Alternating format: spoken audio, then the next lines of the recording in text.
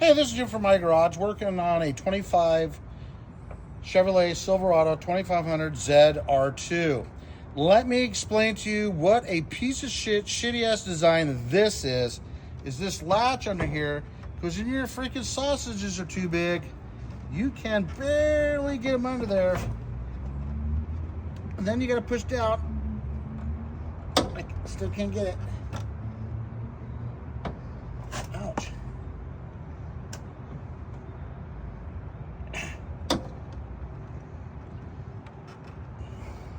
One figure. All right. Give me the plastic, chingus. I'm over it. This is too much. It's freaking ridiculous. You can't get your fingers in there.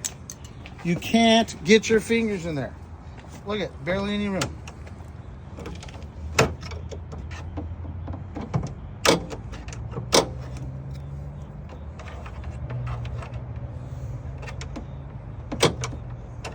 Freaking joke at this point.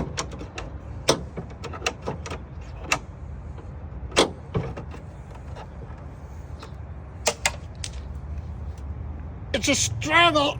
And then it's made out of plastic. Jesus, come on, GM. I spent a freaking $100 grand on a truck. This is what you got for me?